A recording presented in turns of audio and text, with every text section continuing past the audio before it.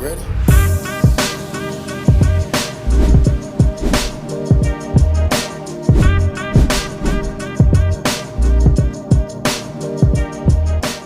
Welcome to the Lead Clinic podcast. I'm your host, Dr. Peter Vitale. Today, I'm joined with a very special guest, Derrek Anduiza, an Allstate agent and chairman of the Allstate's National Advisory Board Marketing Committee.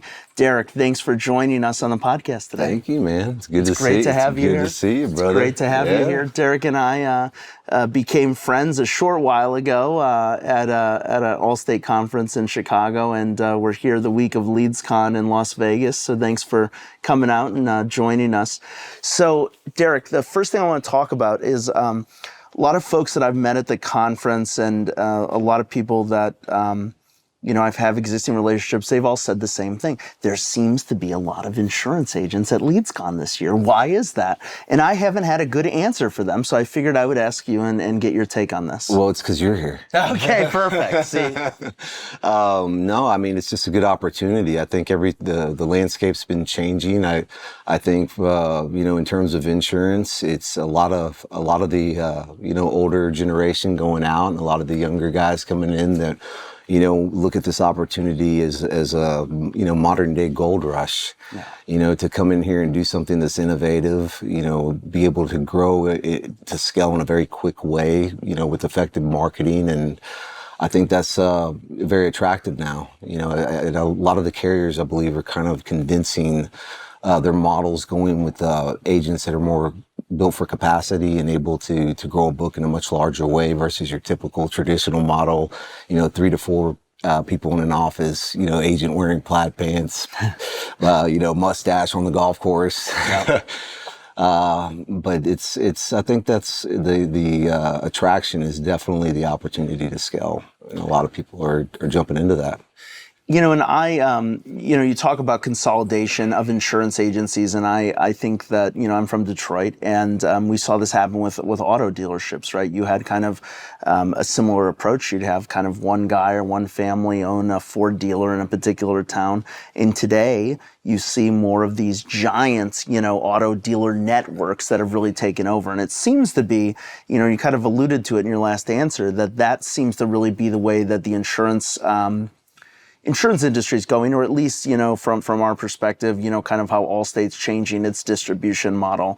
Do you see it? How far do you think it'll actually condense? We've seen the number of agencies kind of shrink. They've become bigger agencies with more staff. Do you think we're kind of like at the point where that's going to subside, or do you think it's going to continue to go down that road? I mean, from what we're hearing from leadership, they want bigger agencies. We're looking for agencies that are probably going to hit the $100-200 million range. Wow. in gross premium. Yeah.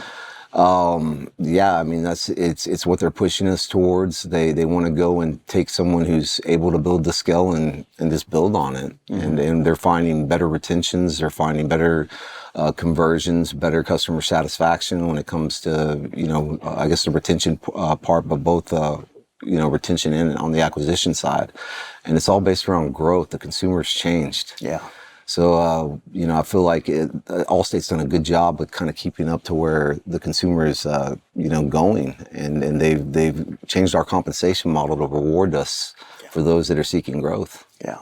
And that's been a different model than, what year did you open your Allstate agency? September 14. September 14, yeah. Okay. So I opened my first in August of 14, and it was a completely different model back then. Oh, yeah. So they didn't have kind of these giant agencies that they're kind of looking for now, and I think that's a good thing, because you've got some really sophisticated business operators out there that can do really, really, really good things.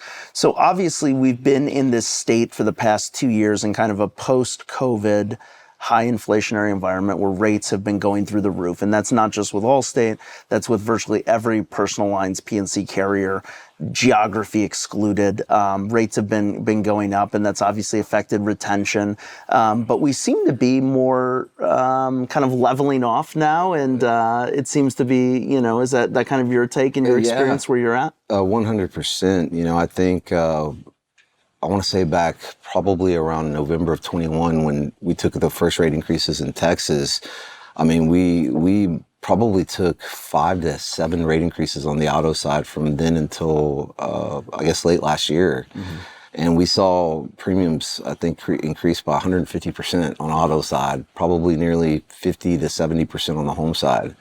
What's wild is we probably, I would say we lost probably 20% of our clients in terms of retention. But at the same time, we were growing revenues by 40%, which was, unheard of. Less clients and, still being able to be profitable and grow the right way. And we've seen a shift in kind of how we're writing, at least from, a Texas standpoint, just in terms of how we're chasing more of a home client first, and we're seeing a good result in bundling from that as well.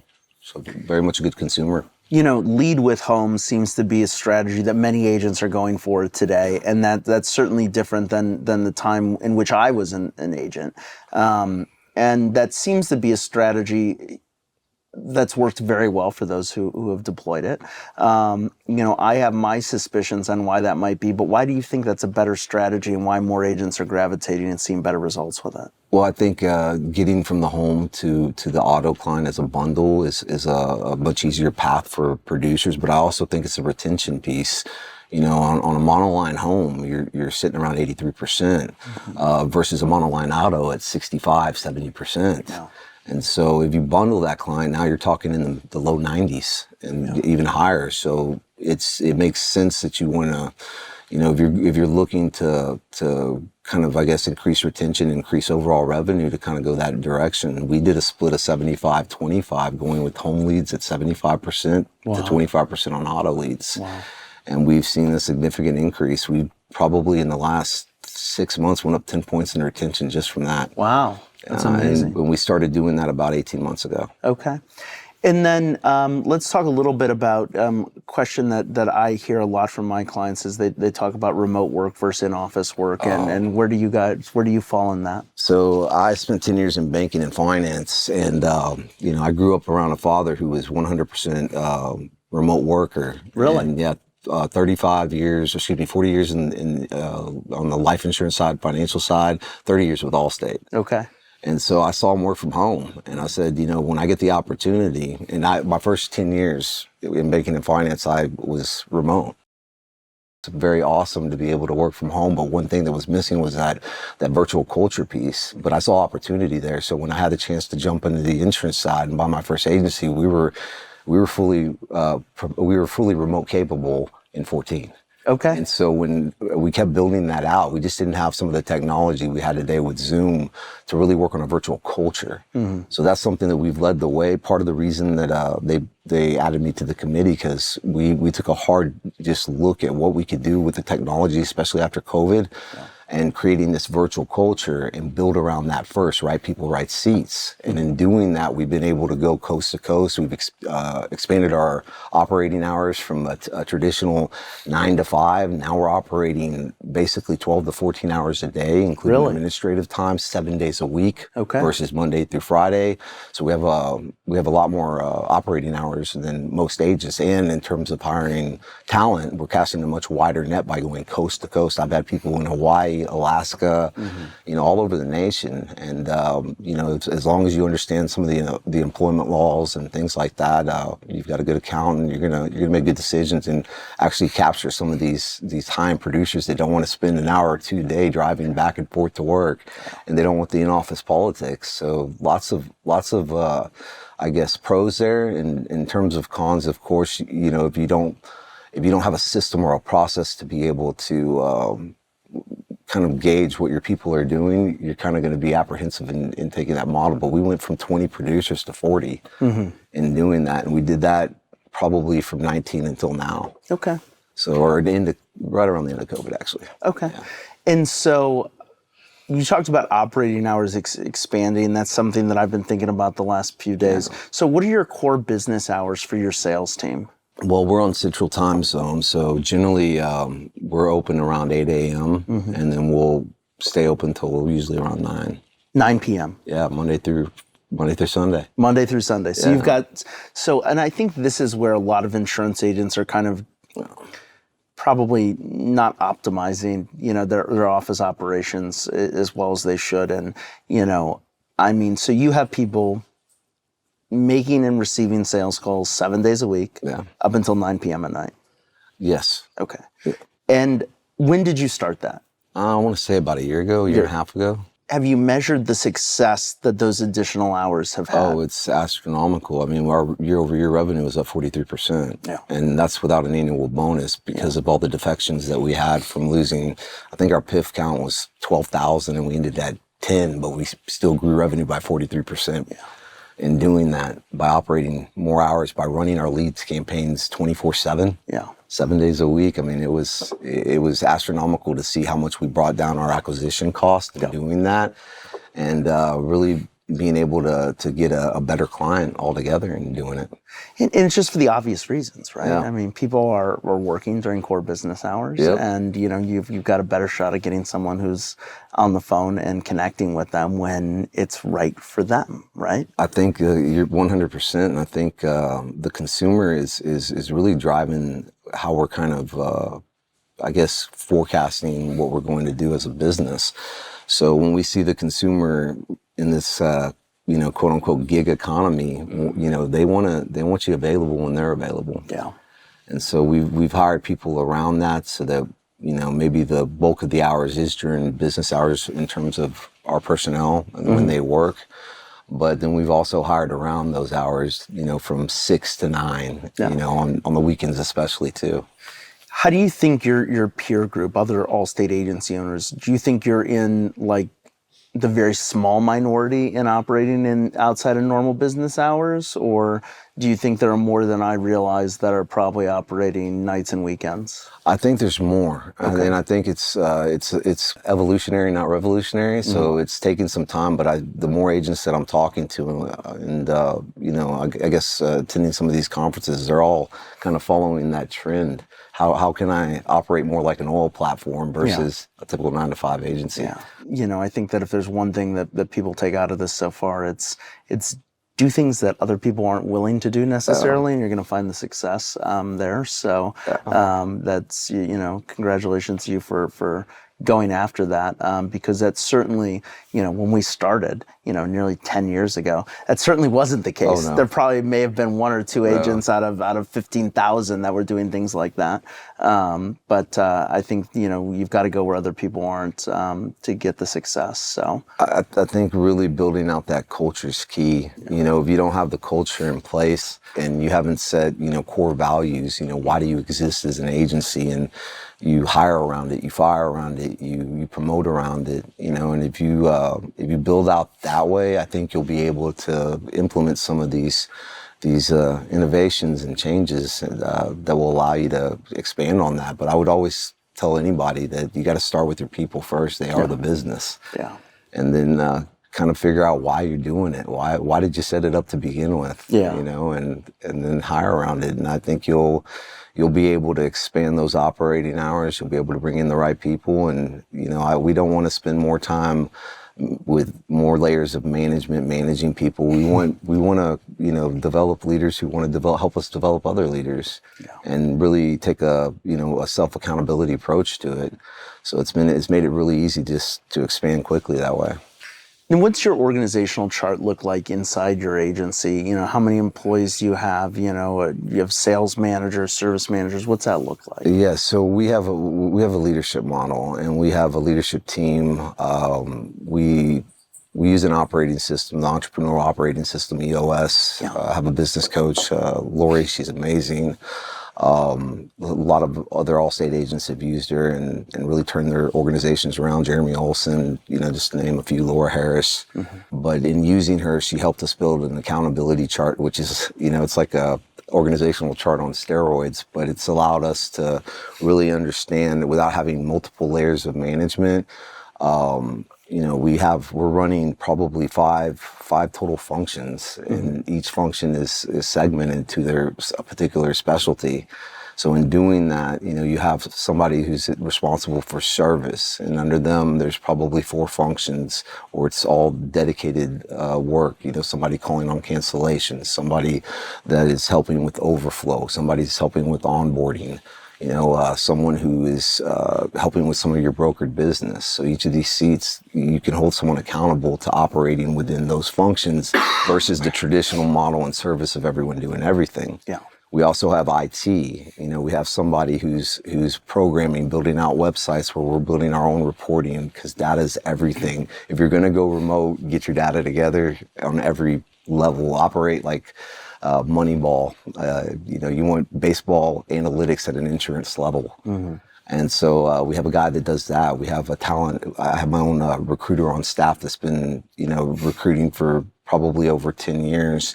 And we brought him in, and that's his function. He onboards the new hires for the first 90 days. We have a training program that he implements and goes through as he brings them in. And then we have an integrator, operations director, who is responsible for holding all these functional roles among our leaders accountable. We have an inside sales, position function, an outside sales function. And in having that structure, it's very easy. Everyone's responsible within their own space of handling a certain specialty. And from the time that you started Nopen till now, was this an evolution of that whole time, or was there a turning point in your career where you said, okay, hang on, we've got to get this a little more organized now? How did this evolve? How do you tell someone who just opened an agency, 2 or 3 months ago or 2 or 3 years ago, how do you go from that to really truly operating like an enterprise, which is what you're doing today? Well, I think, I always had the end in mind when I started. I knew that I didn't, I wasn't a writing agent. Mm-hmm. I came from banking and finance, so I took some of the structure that they had there. I knew that I wanted to be fully remote. I knew that it was, I didn't want multi-levels of legislation and management. Mm-hmm. I felt like you're going to get a whole bunch of followers. We want leaders. Yeah. So the more levels of management you have, the more costly it is, the more you're taking away from actually being able to grow your business. So we started out on the onset of thinking, asking the right questions. How can we grow this out to scale at the very beginning? And it's easier said than done. Of course, it took probably 4 or 5 years before we saw traction in that area. Yeah. But I would say if you're in this business and you're new, to kind of start there, start with what that map looks like, and come up with your 3-year vision, your 5-year vision, and, start building backwards, kind of backing into that, what it looks like today for you. Mm-hmm. But definitely try to do everything you can to take those things off your plate so you can focus on growing your business instead of wearing all the hats in the agency. Yeah. And I think that's a good way to burn out most agents. They get to a certain level where they put their own lids on themselves. Yeah. Because they're trying to do everything. Yeah. And it's as an entrepreneur, I know it personally, it's so hard to just want to let go. Yep. And let your people run it. And I'm sure you've experienced that, Peter. Yeah, no, absolutely. I wanted to get into too, there's been changes in Allstate over the years, as with any organization, and you're still very bullish on the Allstate opportunity. Oh, yeah. But it's changing, and I think it's always going to change, right? But what do you see the future of Allstate agents looking like, 2 or 3 years from now, much like it is today, more changes, different? What do you, what's your prediction? I mean, I see us going in the right direction. I see us continuing down this path of building the scale and growing. I think you're going to have a more streamlined agent that is fully remote. I think agents are going to be looking to go across state lines. I see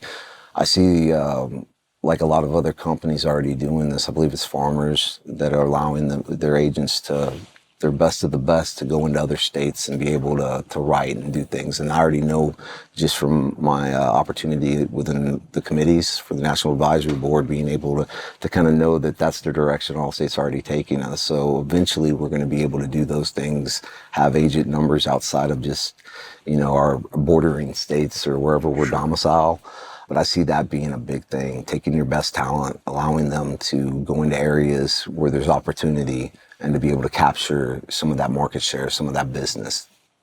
Pretty much where I see it going. Yeah. And that's exciting for a lot of Allstate agents, I'm sure, being able to get into different geographies. And I think it also makes a more nimble agency, too, if things get more challenging in a particular state due to a regulatory environment or lack of rate activity that regulators are approving, like's happened in California and New York and some other states, that you can pivot easier. Yes. And there's a lot of opportunity when you can do that. So you talked about you have a full-time person that's responsible for data and analytics, essentially. Absolutely. And tell us why that's so key, and tell us some of the metrics that you look at, because I'm a big, as you know, I'm a big data nerd, and I love looking at numbers, and I love understanding what makes things happen. And I think a lot of people, if I had to guess, a lot of people listening to this right now think that that's kind of crazy. And they're thinking, how could I have this full-time person just doing data analytics? What do you have that person do? What do they look at? And why is it so critical to your organization? Well, let's kind of start out where I guess most agents enter in their minds, they want a result. So they're trying to just measure the production, and then they set goals based on just a production number rather than understanding what it takes to get to the production. And so for us, we recognize that quickly. If you're treating a person, a producer, like a number, well, you're going to get transactional business. You're going to get transactions. Well, how can you be hold your integrity high to your morals, to your core values in your company, and still be able to get them to produce? And we believed it was through data, so we found it mission critical to be able to hire someone that was going to help us kind of look at data in a different way. So what we did is we started with our producers and activity levels, and we came up with scorecards, like what was the most important KPIs to measure prior to getting to a quote. We wanted to know the statistics in terms of how it varied from an internet lead to a live transfer, in terms of, quoting and close rates and, call cadence and things like that.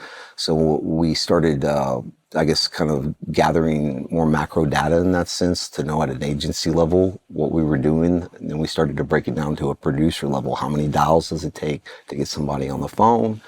How many and what type of lead does that apply to? How many dials does it take per lead per day when you get that lead in to actually be able to get it to convert? So when we came up with our metrics and our numbers, we were able to find that the activities were fairly easy to track. It's also total phone time being plugged in. If a lot of people want to measure talk time, but how much time is your team actually plugged in every day? We find that if our team's plugged in for 5 hours, it's going to yield them about 4 hours of talk time, which will yield about $40,000 to $50,000 in premium every month per seat. So we started at the producer level and breaking down those analytics, and then we started looking at other things like marketing efficiencies, and we're like, wow, I guess it was in 22, we didn't realize how much we were just overspending on marketing and not getting a result, the desired result. We started breaking down the numbers in terms of our compensation plan and what it took to be profitable. It was every dollar spent was about 10 in sold premium that we needed. So how are we going to get there when we're operating at 1 in 4? Mm-hmm. So $1 spent 4 in premium. This is as of 22. So in 23, we made some adjustments to the way we marketed. We partnered with a couple of new vendors, and we started measuring these efficiencies, and we improved from a 1 in 4 to a 1 in 12, wow, which is part of the reason why we were able to reduce our overall cost by about 40%. I mean, these are huge numbers while increasing revenues by 43. Yeah. And just doing more with less. And it came from measuring that. And now, especially on the Allstate side, when you're looking at the new thing that we've been really digging down on is profitability per seat. Okay. And how do we come up with the KPIs that are going to be able to score everyone from the owner, CEO, all the way down to, let's say, the administrative person. Everyone has a value that they're going to bring. And we created KPIs that we're measuring for that by the seat type. And then essentially we're grading those in real time, almost daily, to make sure that we're getting the most out of every person that's driven to our ultimate, 90-day plan, our 1-year plan. And in terms of profitability, it's been it's been lights out. And in measuring that, one of the things that we're also measuring, because Allstate's very heavy on the bundle, they want to measure policy bundle rate. Where we have producers that might be, they might have a 75, 80% policy bundle rate, but when you dig down into the numbers, you're finding that they're great at bundling an auto or a renters. But when they get to a higher end client, they're writing monoline $7,000 homes, which is half of your commission lost. Yeah. So we said, how do we measure the actual, profitability per seat for that outside producer? And we came up with an inside producer, but we came up with total bundle premium percentage. Okay. And that's been a game changer. Most people aren't measuring that. All right, so let's just break that down really quick. So total bundle premium percentage. Yes, all right. by producer. By producer. Yeah. So the overall, so if they have, let's just, $1 million in premium written, you're assessing how much of that $1 million is bundled premium. Yes, versus the actual policy item, the item and policy count. And why is that? All right, so I've never heard this before, so I'm trying to think through it. Yeah. So why is that important in your mind? Because that's top line revenue, and that's essentially, we find that if we're making 24 to 26% on a bundle, our overall compensation rate, then we're paying the bills. We're breaking even at that point. But we want to max this out. And so how do we get there? Well, we need to understand what premium's being bundled and what's not. Got it. Formula's easy to get to, and I think once agents are going to be able to back into this and figure it out pretty quickly. But it's a game changer, because you could have an $80,000 producer that's yielding you 14% on total commissions because they're a monoline king or queen. Yeah. And then you could have somebody that's producing 40,000 and they're yielding you 32% in total. So you're really using this measurement to determine what the effective commission rate is by producer. Yes. Okay. And overall at the agency level, making sure that we're maintaining 24, 26%. It also gives us an indicator of how efficient we are on marketing. Got it. So, and it, it's real easy to start to quantify some smaller things that matter. You put 10 leads in the hand of one producer that can convert one of them versus putting 10 leads in the hand of one producer that can convert 5 or 7. Yeah. And now you're really starting to see an upside down benefit. A lot of times people want to grow so fast, they add all these producers, but they don't realize that they're taking the leads out of the hands of the people that can actually close them. And so that was a big, I guess for us, when we started growing this way, we had a lot of turnover. So we noticed we could lose 10 people in a turnaround over a month, and our production would go up. We're like, this doesn't make sense. Why is our production, this does not make sense. It just continues to go up every time we contract a bit and kind of, cut the bottom 25% that's non-producing. So we had to back out the numbers to get there, and that's where we started coming up with profitability per seat. And that makes a lot of sense, and that's I think that's a good metric that everyone probably needs to know and doesn't know. You talk about getting the leads into the producer's hands that can close them.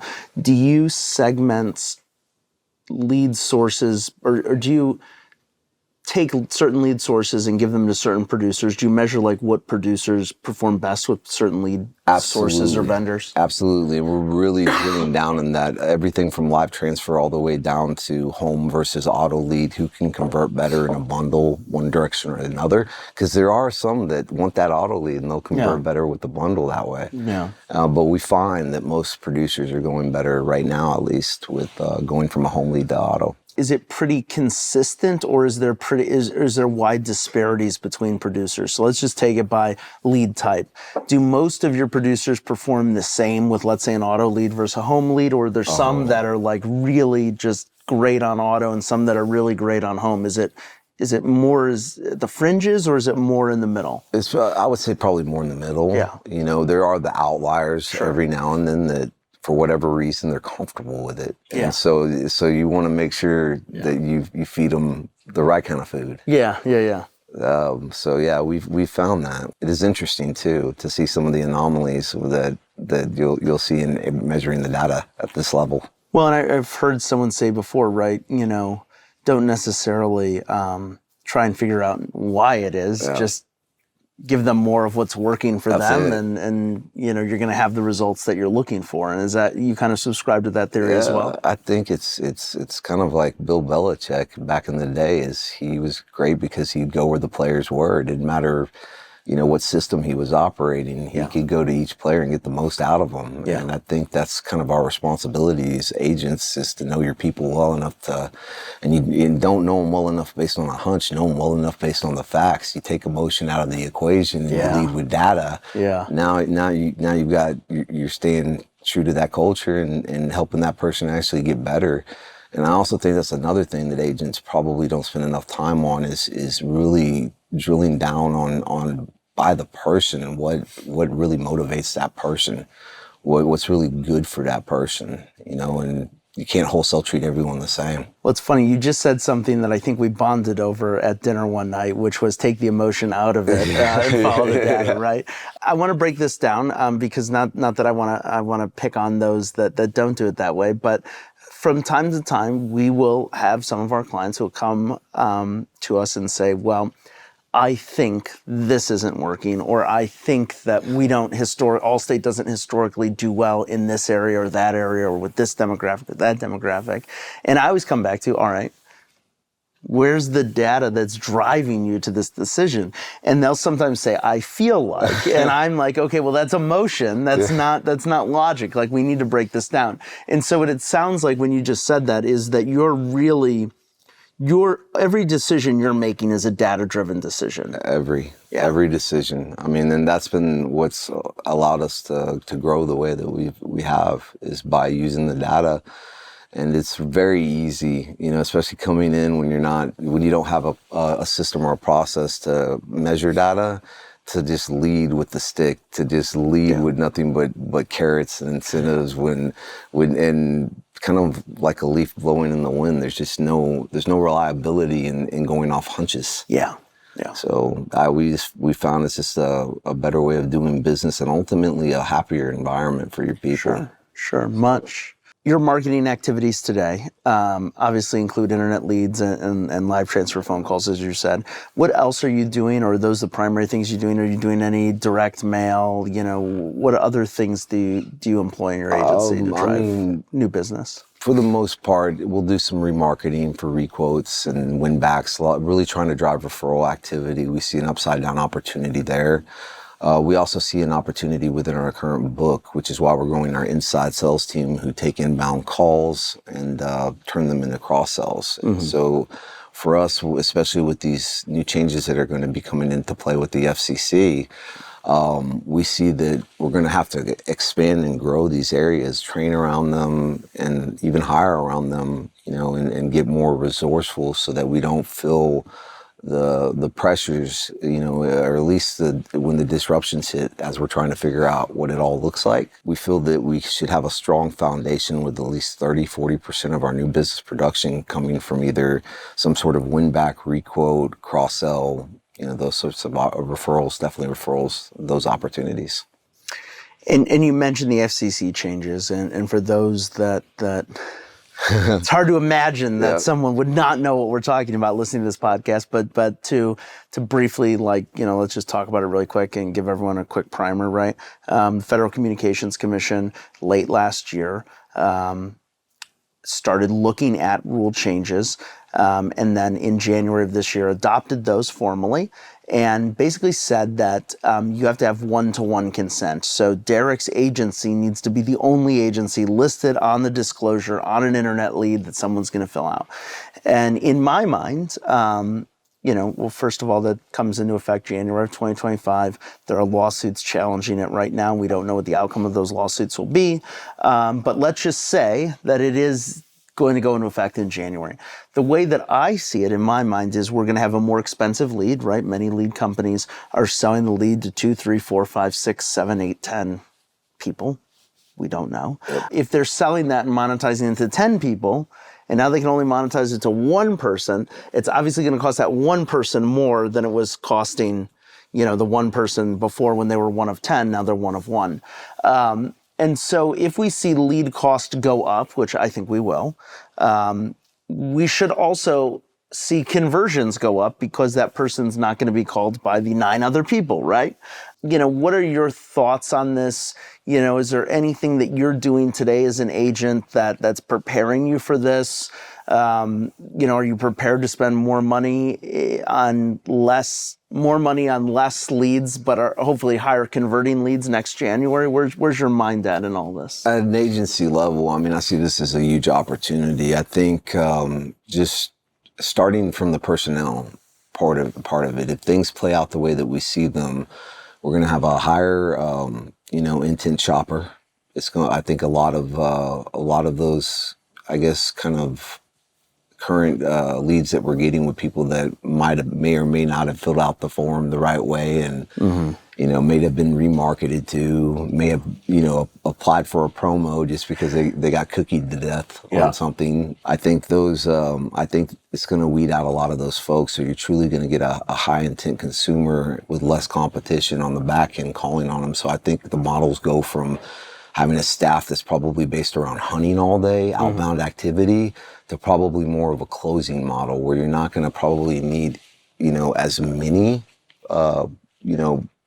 people doing that kind of outbound activity and dialing, to having more of a core targeted group of closers who can pick up the phone and close at a very high rate. I think closers are going to, in terms of from a hiring perspective, are going to come at a premium versus that person that can just grind it out for 16 hours a day. That's kind of the direction I see it. But I also just see the opportunity in terms of, from a lead aggregation standpoint, I think it cleans up a lot of the riffraff out of the business, and allows the companies that are forward thinking, that are making the investment the right way, to really build this model out to scale. And I think it also improves the customer trust in the process, and will allow probably a better conversation with our producers in the end run. So I see it as a net positive more than anything. I think we're preparing, plan for the what is it? Hope for the best, prepare for the worst, sort of deal. So even at the Allstate level, I met with Allstate Legal yesterday, as well as Allstate Marketing, and we were going over some I guess kind of higher level impacts of what this is going to look like, and the expectations for the lead aggregators, and our legal team reaching out to those relationships and those contracts that we have internally within Allstate with these vendors and their reps, and they're taking this seriously as the law is written. So it's a good opportunity, I think, if for those lead aggregators that are forward thinking, like yourself and EverQuote. I got to throw them a shout out because I think you guys are leading the way. I think it's going to be a huge opportunity to really kind of put a better light on what this business really does in lead aggregation. So change topics for a second. We talked about, you've got someone, a full-time recruiter in your office, and they're responsible for that new employee for the first 90 days. What sort of sales training are you deploying in your agency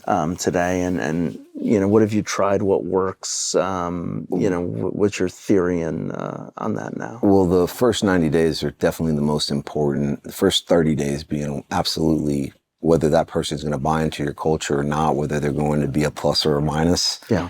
And I think, going all in a mix of actually giving them, sales process and content is great, but you don't want to just live there. You want to instill, company culture values with expectations, just everything from systems and technology mixed in those first 30 days. But we probably take about a 30-30 split in terms of how we look at it. So we'll do a lot of sales training. The next 30 is going to be systems and quoting and things like that, and then the last 30 is going to be based around culture and helping them grow.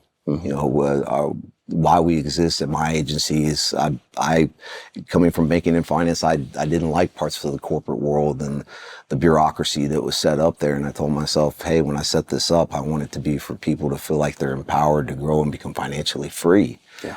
And so with that in mind, we built, a few things that were real important to us, 5 core areas, a couple being, self-accountability. servant leadership being number one. We want to serve others, and I guess lead by example being another.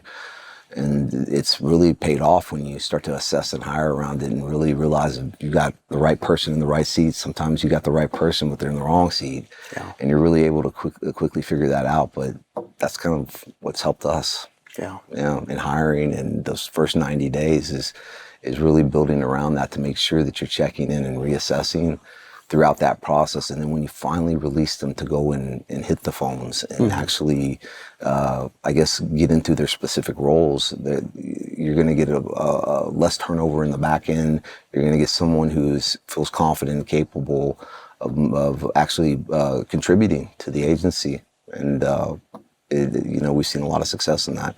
That's awesome. I think that's the onboarding of new people.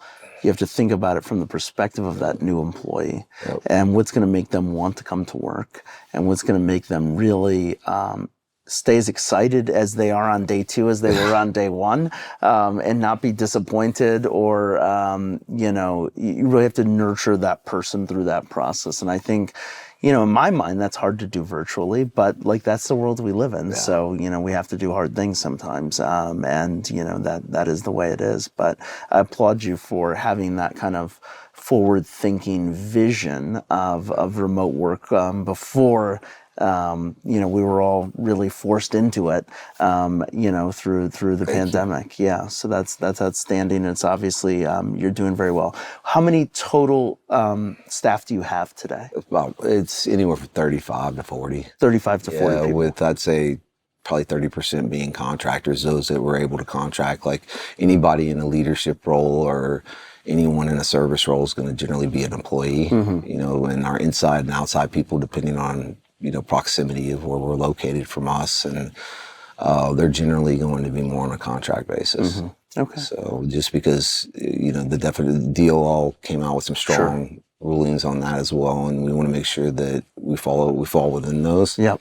You can't. I mean, without getting into all the details, we're very. It's very costly if you make a mistake in those areas. Yeah, it is. And don't have a good lawyer or somebody that's there making sure that when you hire somebody in a specific state that you understand these laws and rules, and then all the way up to the federal. So yeah, it's important to have the trusted advisors that you need to run your business. 100%. Overspend in that area, it will save you a lot of headaches. So let's wrap up here. And this is an interesting question, might be a tough question. Yeah. If you had to go overall, one marketing mistake you've made, or one sales mistake you've made, I always am a big believer in, you learn your biggest lessons from the mistakes you make. Yes. So share with us one of those, and how you became better through it. I kind of touched on this earlier, but just blindly throwing money at things, blindly trying to buy your way onto a leaderboard, or trying to just hire, that you want a lot of gray hairs. I mean, I don't know if you can see these. It ain't wisdom, I promise. It's definitely learning from those costly, experiences. Yeah. But I would say, just definitely grow within your means, and make sure you do it based around having the right person before you even move to the next expansion. Make sure I've got these roles, they're written. I understand, everyone understands what each of their functions are and what each of their roles are within that function. Hold them accountable to it, and surround yourself by people that are actually, they buy into what you're doing. Yeah, and for the right reasons. Mission driven. 100% mission driven. Awesome. And spend the time with those people that are, I guess, helping you build your empire. Mm-hmm. Spend the time with them, especially your leaders, because they're going to be the ones that are going to help you, not have to wear all those hats. Amazing. Derrek, thanks for joining us today. Thank you to our viewers and listeners for joining us.